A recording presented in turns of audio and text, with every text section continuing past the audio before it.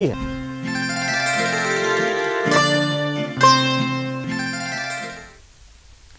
नमस्कार, स्वागत है आप सभी का न्यूज 18 राजस्थान पर। मैं हूं आप सबके साथ ऋषिका।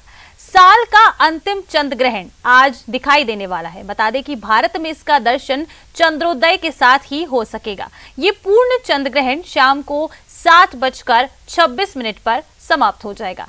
बता दें कि सूतक काल 9 घंटे पहले ही लगता है, इसलिए चंद्र ग्रहण का सूतक काल प्रातः 9:21 से शुरू हो जाएगा, जो कि शाम तक चलेगा। बता दें कि शाम के 6:18 पर ये जो पूरा सूतक काल है ये चलने वाला है और इस सूतक काल के दौरान कई कार्य करना वर्जित होता है, जैसे कि भगवान की पूजा अर्चना करना, या फिर मंदिरों के कपाट भी इस दौरान सूतक काल में बंद रहते हैं। इस ग्रहण का बता दें कि अलग अलग राशियों पर क्या प्रभाव रहेगा और इससे होने वाले कष्ट से आप कैसे मुक्ति पा सकते हैं, इसके बारे में आज हम आपको बताएंगे।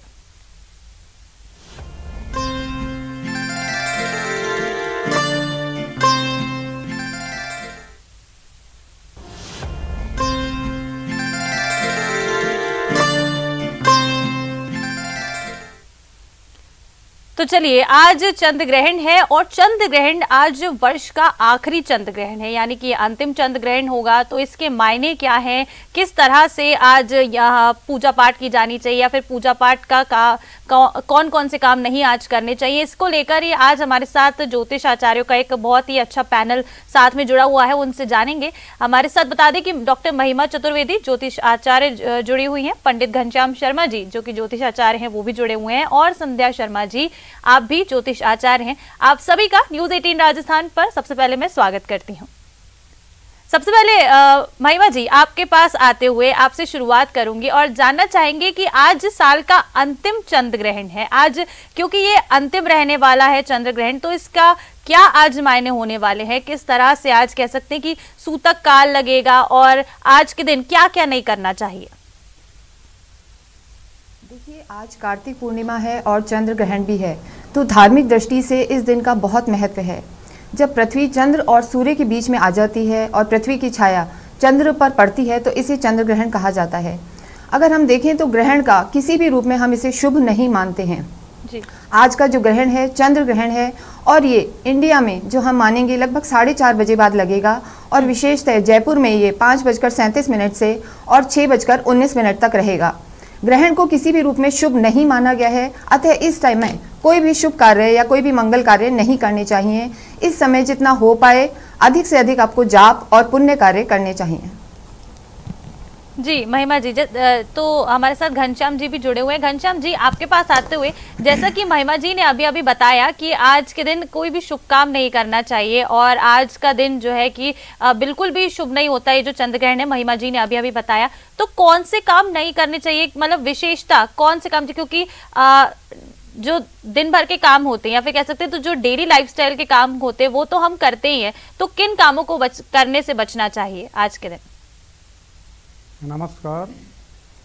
देव दीपावली कार्तिक शुक्ल पक्ष पूर्णिमा की सभी को हार्दिक शुभकामनाएं। आज का पर्व बहुत विशेष महत्व बताया गया है। इस पर्व का चंद्र ग्रहण वर्ष का आखिरी चंद्र ग्रहण है, जो कि अभी 25 अक्टूबर को सूर्य भी आखिरी ग्रहण था। तो आज का दिन क्या करें क्या नहीं करें, इसका एक विशेष महत्व बताया गया है कि कभी भी व्यक्ति को ग्रहण के अंदर शयन नहीं करना चाहिए। शयन करने से उसके नेगेटिविटी शरीर पर असर करती है जी। एवं भजन पूजा पाठ अवश्य करना चाहिए। आज का दिन चंद्र ग्रहण जो समय बताया गया शाम को 5:37 से 6:19 के बीच में, हवन पूजा पाठ में बैठ जाइए और जप करते रहिए, हवन करते रहिए, यज्ञ करते रहिए। मूर्ति के स्पर्श वर्जित है एवं जो व्यक्ति खाने पीने की वस्तु है उसमें कुसा डाल दे, तुलसी डाल दे, ये डाल करके अपने शुद्धिकरण के लिए स्नान ध्यान करके तुरंत आप ग्रहण के समय बैठ जाइए और बैठ करके अपने केवल जप कर सकते हैं, पूजा पाठ कर सकते हैं। जो गर्भवती महिलाएं हैं उनको बाहर निकलना वर्जित है एवं नुकीली चीज़ें, काटने पीटने की चीज़ वर्जित है, कभी भी उनका स्पर्श नहीं करना चाहिए। गर्भवती महिलाओं को विशेष ध्यान रखने का इसमें विधान दिया गया है। इसलिए इस प्रकार से सावधानी रखते हुए आज का दिन विशेष खाना पीना वर्जित है। रोगियों के लिए बच्चों के लिए और वृद्ध के लिए खाने पीने का अधिकार है केवल। बाकी सबको सूतक काल से लेकर के ग्रहण काल तक खाना पीना वर्जित बताया गया है, शयन वर्जित बताया गया है। केवल स्मरण करे, इस प्रकार से आज का दिन शुभ मंगलमय होगा।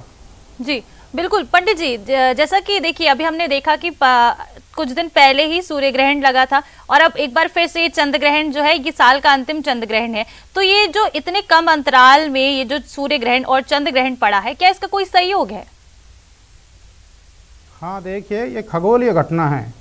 25 अक्टूबर 2022 को सूर्य ग्रहण था, दीपावली के एक दिन बाद में, तो उसका इफेक्ट पूरे ब्रह्मांड में विशेष देखा गया है।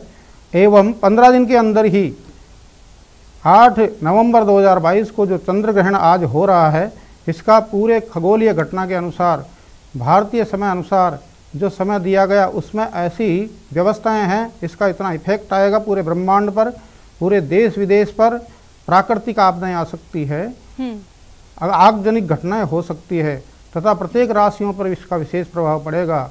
आज का दिन मेष राशि में और भरणी नक्षत्र में ग्रहण चंद्र ग्रहण हो रहा है, इसलिए मेष राशि वालों को तो विशेष ध्यान रखना ही है। और शुक्र का नक्षत्र भरणी नक्षत्र, इसलिए खाद्य पदार्थों की वृद्धि होगी और पूरे प्रदेश में खुशहाली का माहौल प्रकट होगा। ये शुभ और अशुभ दोनों दर्शाता है। 6 राशियों के लिए विशेष शुभ है। आज का दिन जो भजन पूजा पाठ और दान तप हवन करेंगे, उस राशियों को जितने में नेगेटिविटी प्रभाव पड़ती है वो शुभ हो जाएगी। आज मेष राशि विशेष सावधानी की है, मिथुन राशि और कर्क राशि को वैभवता प्रदान करेंगे। इन प्रकार से 6 राशियों को शुभ और 6 राशियों का अशुभ है। इसलिए आज का दिन चंद्र ग्रहण का समय ध्यान पूजा पाठ का है, मूर्ति का स्पर्श वर्जित है। आज ऐसा करके जो नियमित ध्यान में मेडिटेशन करेंगे, उनके समस्त जीवन में उन्नति हो जाएंगे। शास्त्र में लिखा है, ग्रहाराज्यम प्रयच्छन्ति ग्रहाराज्यम हरन्ति च ग्रहेस्तु व्यापितम सर्वम त्रैलोक्यम सचराचरम। पूरे ब्रह्मांड में ग्रहों का आधिपत्य है, इसलिए ग्रहों को अनुकूल करने के लिए आज के दिन ओम सोम सोमाय नमः, ओम चंद्रमसे नमः, इन मंत्रों का जप करके राहु देवता चंद्र ग्रहण को ग्रसित करता है। शास्त्र प्रमाण है कि सिंह का पुत्र राहु जब चंद्रमा और सूर्य के बीच में आकर के बैठ करके अमृत पान कर लिया था, तो भगवान विष्णु जी ने मोहिनी रूप में सुदर्शन चक्र से राहु का सिर विच्छेद कर दिया था। इसलिए राहु और केतु हो गए, क्योंकि उनके अंदर अमृत जा चुका था, इसलिए मरे नहीं हो। और सूर्य ग्रहण का प्रभाव उन्होंने कह दिया उसी समय कि चंद्रमा को और सूर्य को मैं ग्रसित करता रहूँगा समय समय पर। यह खगोलीय घटना के साथ साथ शास्त्रोक्त प्रमाण भी है। जी बिल्कुल, देखिए पंडित जी हमारे साथ आज गेस्ट पैनल में संध्या शर्मा जी भी जो ज्योतिष आचार्य हैं वो जुड़ी हुई हैं। संध्या दी, जैसा कि अभी पंडित जी घनश्याम जी ने बताया कि अलग अलग राशियों पे 6 राशियों के लिए शुभ बता रहे हैं वो ये चंद्र ग्रहण, तो किन राशियों के लिए शुभ होगा और क्या करना चाहिए, और जिनके लिए अशुभ बताया जा रहा है चंद्र ग्रहण, वो क्या करें इस चंद्र ग्रहण के दुष्प्रभाव से बचने के लिए? जी नमस्कार, आप सभी को दीपावली की ढेर सारी शुभकामनाएं। आज जो चंद्र ग्रहण पड़ रहा है, आज देव दिवाली है और साथ ही कार्तिक पूर्णिमा भी है। तो आज का चंद्र ग्रहण अपने आप में बहुत ही ज्यादा अद्भुत माना जा रहा है और अभूतपूर्व घटना भी है, क्योंकि आज से ठीक 15 दिन पहले ही 25 अक्टूबर को सूर्य ग्रहण पड़ा था। और जब इतने कम अंतराल में 2 ग्रहण एक साथ पड़ जाते हैं, तो ये देश और विदेश जनमानस के लिए बहुत ही ज्यादा शुभकारी नहीं होते। ग्रहण चाहे कोई भी हो, कभी भी इसके शुभ परिणाम नहीं होते हैं, अशुभ और शुभ दोनों ही परिणाम देखने को मिलते हैं। जैसे कि कहा जाता है कि चंद्रमा मनसो जातः, चंद्रमा मन का कारक है। तो इस समय जब ये ग्रहण पड़ रहा है इतने कम अंतराल में, तो अब लोगों की मानसिक स्थिति खराब होगी, लोगों का मन खराब होगा, उनकी जो सोचने समझने की शक्ति क्षीण होगी। तो ये जो है अवसाद, डिप्रेशन, इस तरीके की समस्याएं ये चंद्रग्रहण आने वाले 6 महीने में देगा, क्योंकि हर ग्रहण का 6 महीने तक उसका प्रभाव रहता है। तो जैसा कि अभी सूर्य ग्रहण भी था और अभी ये चंद्रमा का ग्रहण है, और चंद्रमा का ग्रहण आज भरणी नक्षत्र और मेष राशि में पड़ रहा है। तो इसका मतलब है कि मंगल और शुक्र इसमें प्रत्यक्ष रूप से शामिल है, और बाकी जो ग्रहों की स्थिति है जो कि वक्री चल रहे हैं, जैसे शनि है, बृहस्पति है, मंगल, ये सब वक्री चल रहे हैं। तो इन सब जो ग्रहों की स्थिति है बहुत ज्यादा आशाजनक नहीं है जनमानस के लिए, और बहुत ज्यादा हितकारी भी नहीं है। इस समय देखेंगे इस ग्रहण के बाद लोगों के वैवाहिक संबंध में भी समस्याएं आएंगी। एक्स्ट्रा मैरिटल अफेयर जो चल रहे हैं उसमें भी प्रॉब्लम्स आएंगी जी। और लोगों के दिमाग के ऊपर और मन के ऊपर इसका बहुत ज्यादा प्रभाव देखने को मिलेगा।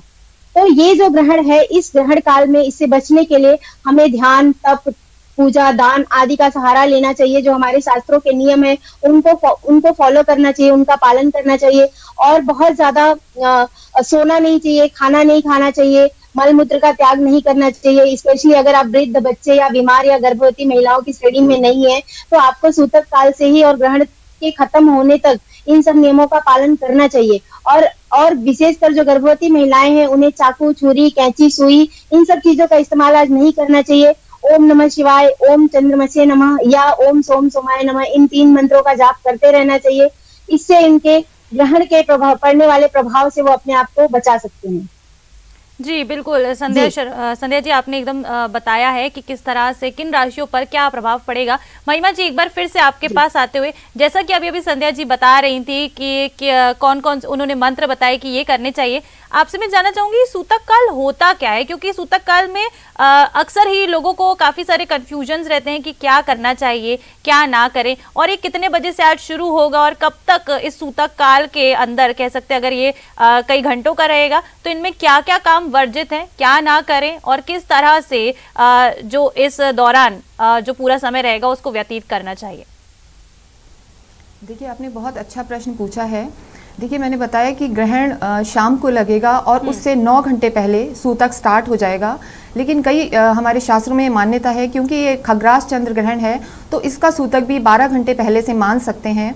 सूतक के समय भी हम देव देवताओं को स्पर्श नहीं करते हैं, मंदिर के पट बंद हो जाते हैं और इस समय भी जितना हो सके हमें ज़्यादा से ज़्यादा पूजा पाठ करनी चाहिए, मंत्रों का उच्चारण करना चाहिए और जितनी भी हमारे खाने पीने की चीज़ें हैं उनमें हमें दूब है, कुशा है और तुलसी के पत्ते डाल देने चाहिए। इससे जो नेगेटिविटी दूर होती है।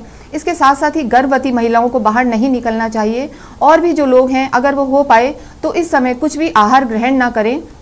लेकिन जो वृद्ध हैं, बच्चे हैं, जो नहीं रह सकते हैं या जो बीमार हैं वो इस समय ज़रूर कुछ ग्रहण कर सकते हैं। सूतक काल का मतलब होता है कि जब ग्रहण स्टार्ट होने वाला होता है उससे पहले जो एक छाया रहती है और स्पर्श से पहले का समय होता है, इस समय को भी हम अशुभ और नकारात्मक समय ही मानते हैं, तो इस काल को हम सूतक काल कहते हैं। और साथ ही साथ मैं आपको कुछ चीज़ें बताना चाहूँगी जो विशेष चीज़ें हैं कि जो हमें ग्रहण के दौरान ध्यान रखनी है। जैसे ही ग्रहण स्टार्ट हो आप मंत्र जाप करें, ओम नमः शिवाय, ओम नमो भगवते वासुदेवाय, और ग्रहण पूरा होने के बाद आप सभी को स्नान करना है। सारे घर में आपको गंगा जल डालना है और अपने भगवान को, जो अपने इष्ट हैं, उनको वापस से स्नान करा के शुद्ध कपड़े पहनाने हैं। और इसके साथ साथ ही क्योंकि ये चंद्र ग्रहण है तो आप सभी को सफ़ेद चीज़ों का दान करना है। ये बहुत ही विशेषकर है, जैसे दूध होता है, नमक है, चीनी, चावल और विशेषकर चांदी हो गई, शंख हो गया, मोती शंख हो गया और कपूर, इन दान का विशेष महत्व है। जितने भी हम ये दान करेंगे सफ़ेद चीज़ों का, ये सभी राशियों के लिए एप्लीकेबल है। सफ़ेद चीज़ों का दान ये आपको ग्रहण के बाद ज़रूर से ज़रूरतमंद लोगों को करना है। इसके साथ साथ ही आपको ग्रहण पूरा होने के बाद ज़रूरतमंद लोगों को भोजन कराना है। एक और विशेष चीज, सफ़ेद चीज़ों का दान हम सभी राशि वाले कर सकते हैं, लेकिन कुछ विशेष राशियां जैसे मेष राशि है, आज मेष राशि में ही ग्रहण हो रहा है और भरणी नक्षत्र है, तो उनको सफ़ेद के साथ साथ कुछ लाल चीज़ों का भी दान करना चाहिए, जैसे वे गुड़ का या एप्पल या कुछ रेड फ्रूट का दान कर सकते हैं। और जो चंद्रमा की उच्च राशि है, वृष राशि है, वो सफ़ेद चीज़ों का दान ना करें, वो स्पेशली गेहूं का दान करें। तो इस तरीके से, क्योंकि चंद्रमा मन का कारक है और हमारी माँ का भी कारक है, हमारे इंटेलेक्ट और इंट्यूशन का कारक है, तो ये हमारी संवेदनाओं को बहुत इफेक्ट करता है। तो आपको अधिक से अधिक जाप करना है, ध्यान करना है, जिससे हमारी प्राण ऊर्जा बढ़ी रहे, प्राण शक्ति और जो हमारी पॉजिटिविटी है वो बढ़कर रहे। तो डेफिनेटली ये जो चंद्र ग्रहण है हमारे पर कोई नेगेटिव प्रभाव नहीं दे पाएगा।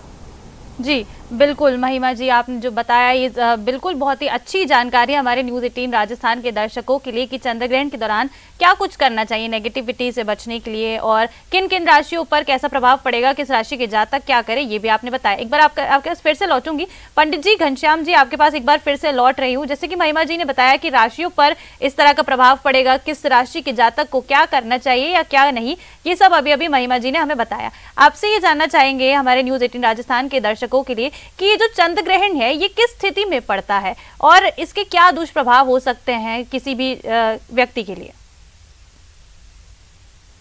हाँ जी, चंद्र ग्रहण का जो प्रभाव आता है सभी राशियों पर बताया गया अभी यह क्यों पड़ता है? शास्त्र के प्रमाण के अनुसार तो राहु चंद्र को ग्रसित करता है, सूर्य को ग्रसित करता है, उसको चंद्र ग्रहण कहते हैं। और खगोलीय घटना के अनुसार ब्रह्मांड में जितने भी स्टार है ब्रह्मांड में प्रतिक्षण गतिमान रहते हैं। तो सूर्य, चंद्रमा और पृथ्वी की जब एक सीध हो जाती है तो उसमें एक छाया पड़ती है चंद्रमा पर। तो इस छाया ग्रह को खग्रास चंद्र ग्रहण जो अभी हो रहा है आज, यह खग्रास चंद्र ग्रहण है, खंडग्रास चंद्र ग्रहण होता है। तो इस प्रकार से खग्रास चंद्र ग्रहण ग्रस्तोदय होगा, उदय होते ये ग्रस्त की अवस्था में होंगे। तो भारत में इसका जो समय बताया गया है मध्याह्न काल 2:39 से शुरू हो जाएगा और 3:46 पर यह ग्रहण का खग्रास चालू हो जाएगा। 5:12 पर यह ग्रहण मध्य होगा और 6:19 पर यह समाप्त हो जाएगा।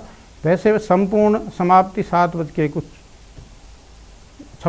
पर या 19 पर दिया गया है जी। तो इस प्रकार से जो ये ग्रहण होगा, ये ग्रहण का एक विशेष शास्त्रोक्त प्रमाण क्या बताया गया है, आप सभी शास्त्रों में उठा के देख लीजिए।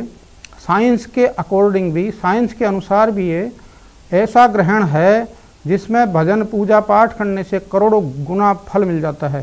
केवल ओम चंद्रमसे नमः मंत्र का जब एक माला करने मात्र से हजारों गुना का फल मिल जाएगा। जिन व्यक्तियों की ग्रहण स्थिति है लग्न कुंडली में, हॉरोस्कोप के अंदर सूर्य चंद्र ग्रसित है, सूर्य ग्रहण हो, चंद्र ग्रहण हो, उन व्यक्तियों को आज विशेष लाभ होता है क्योंकि उनकी मानसिक स्थिति बहुत डामाडोल रहती है। हमने ये देखा गया है जिन व्यक्तियों का चंद्र के साथ केतु हो या चंद्र के साथ राहु हो तो जीवन भर अशांति के माहौल क्रिएट करता है, उसकी मानसिक स्थिति सही नहीं होती है। इसलिए आज का दिन अगर व्यक्ति प्रभावशाली मंत्रों का जप करेगा, हवन करेगा, यज्ञ करेगा तो ये जो ग्रह स्थिति खगोलीय घटना है उनके जीवन में, पूरे जीवन में ही शुभता प्रदान करेगा। ग्रहणी व्यक्ति होता है, कई बार कहते हैं कि ग्रहण्य व्यक्ति है, अगर वो व्यक्ति आज ग्रहण काल में केवल उसमें राहु का मंत्र भी जप करना पड़ेगा, ओम राम राहवे नमः, ओम चंद्रमसे नमः, ओम सोम सोमाय नमः। और भगवान शिव महादेव सबके आराध्य देव है, इसलिए ओम नमः शिवाय और महामृत्युंजय का जप करने से उसके जीवन की घटनाएं घटित अनुकूलता प्रतिकूलता से अनुकूलता में आ जाएगी। ओम त्र्यंबकम यजामहे सुगंधिम पुष्टिवर्धनम उर्वारुकमिव बंधनान् मृत्योर्मुक्षीयमामृतात्। इस मंत्र का जप करके शिव का अभिषेक करे, लेकिन आज शिव का अभिषेक वर्जित है, केवल मंत्र का जप करे तो उसके जीवन में अनेक प्रकार की शुभ घटनाएं घटित होती हैं।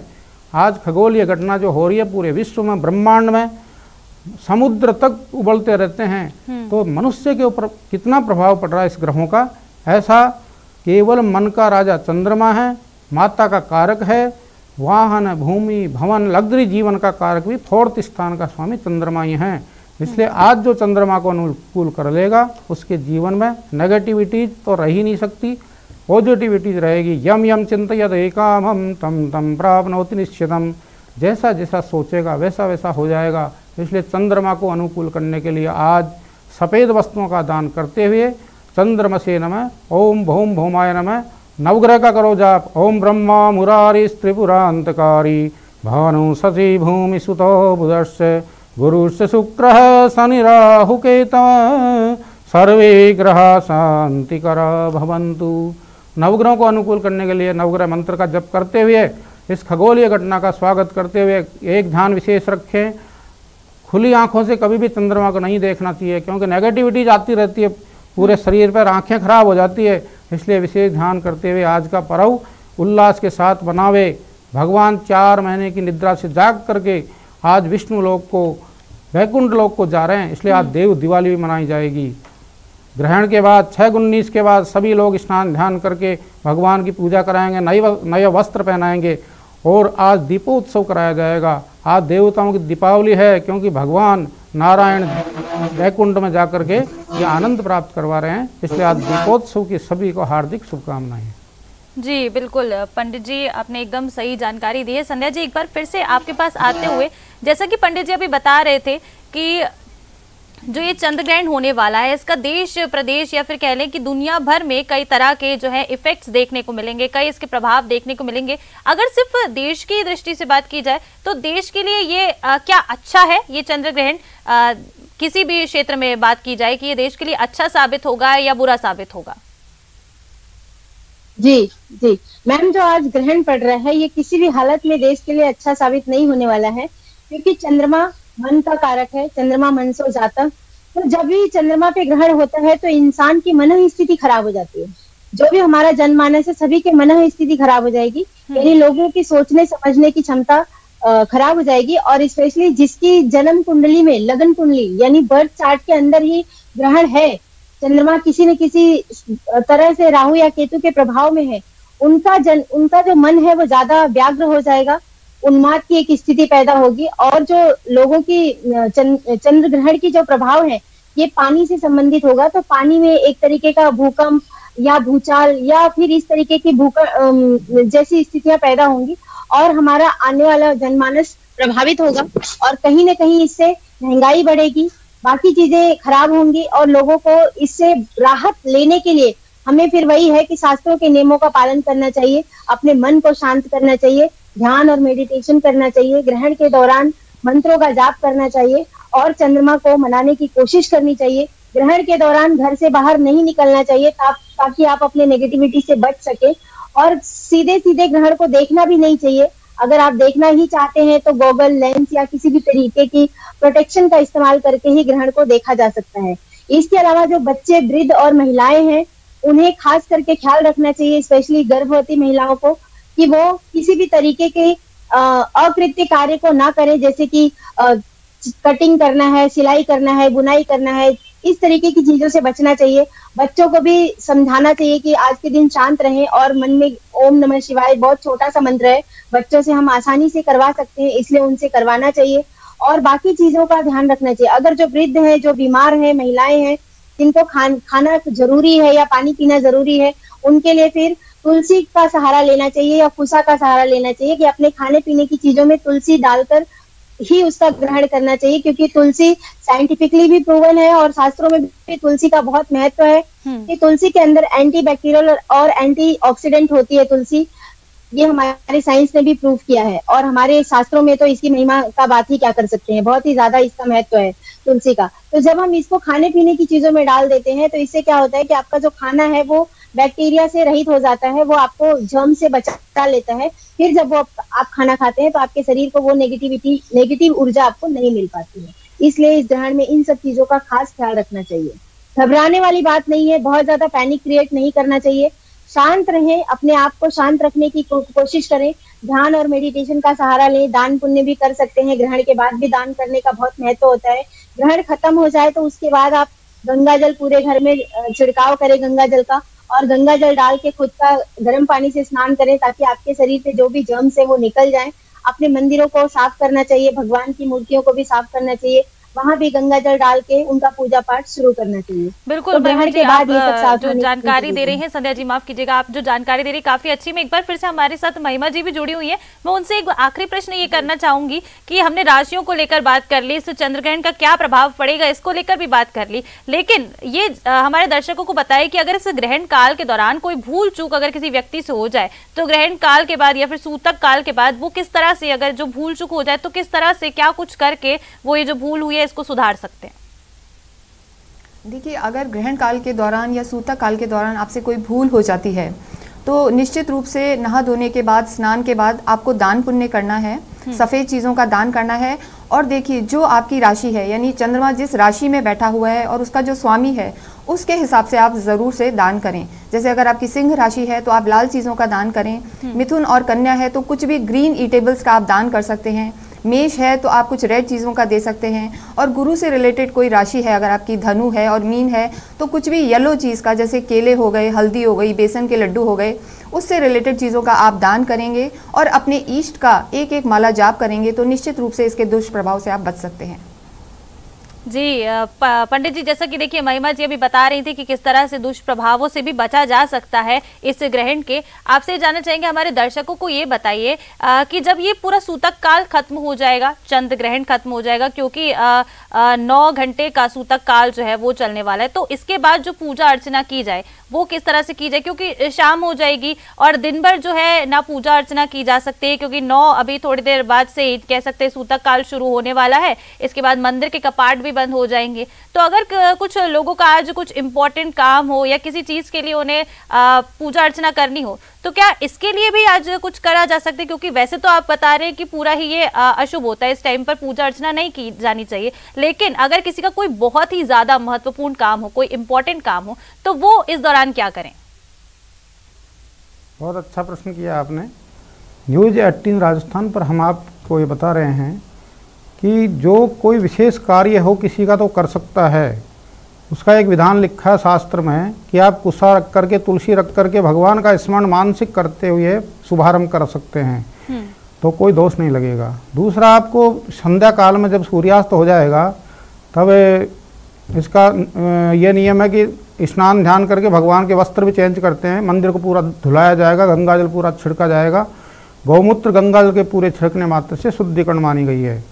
अब ये शुद्धिकरण करने के बाद मंदिर में भगवान को पहले स्पर्श नहीं कर सकते आप, ये वर्जित बताया गया है। जप ध्यान यज्ञ सब कर सकते हैं, दान कर सकते हैं उसके बाद, लेकिन भगवान को स्पर्श करने का बहुत बड़ा दोष लगता है। वज्र के समान उनको कष्ट होता है अगर कोई व्यक्ति इस ग्रहण काल में भगवान को स्पर्श करेगा। तो क्या करना है, नहा धो करके स्वयं को सवस्त्र स्नान करके और नए वस्त्र पहन करके भगवान के मंदिर में प्रवेश करके शुद्ध स्नान करा के और वस्त्र बदल करके पूरा मंदिर कपाट खोलने के बाद धुलाई की जाती है और मंत्रों का विशेष उच्चारण करके शंख बजाया जाता है। शंख बजाने से पूरी नेगेटिविटी समाप्त हो जाती है।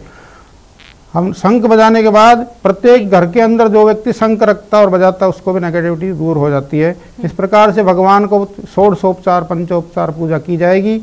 घंटा घड़ियाल बजा करके भगवान की पूर्ण विधि विधान से आरती करने के बाद दीपोत्सव भी किया जाएगा। देव दिवाली आज के दिन है, तो समस्त भगवान के उत्सव के लिए आज गोविंद देव जी का मंदिर से लेके समस्त मंदिरों में भारतवर्ष में और पूरे ब्रह्मांड में इस ग्रहण का इतना प्रभाव देखा गया है कि सभी मंत्र का जप करते पॉजिटिविटी इतनी आ जाती है शरीर में कि वो आदमी 1 साल तक रिचार्ज हो जाएगा। जो मंत्रों का जप करेगा, ध्यान करेगा, मेडिटेशन करेगा, दान करेगा, तप जप पूजा पाठ का ये विशेष पर्व है। इसलिए आज वर्जित कई चीज़ें बताई गई, कई शुभ बताई गई। सभी राशियों के लिए शुभ हो जाएगा केवल वह पूजा पाठ और व्रत दान जप करे। तो ऐसा कोई नहीं है कि वो नेगेटिविटी से घूमता रहे, तो नेगेटिविटी उसकी सोच के ऊपर आ जाएगी। इसलिए सभी व्यक्ति, बिल्कुल घनश्याम जी, आपने एक बहुत महत्वपूर्ण जानकारी दी कि आज किस तरह से आज कार्य करना चाहिए। हमारे सारे गेस्ट पैनल ने दर्शकों को एक बहुत ही महत्वपूर्ण जानकारी दी कि आज जो चंद्रग्रहण होने वाला है इस पर क्या करें, क्या कुछ ना करें, पूजा पाठ किस तरह से रहे, सूतक काल कितने टाइम का रहेगा। ये तमाम जानकारी हमारे दर्शकों के साथ साझा करने के लिए हमारे सभी गेस्ट का बहुत शुक्रिया। फिलहाल आप सभी का धन्यवाद। नमस्कार।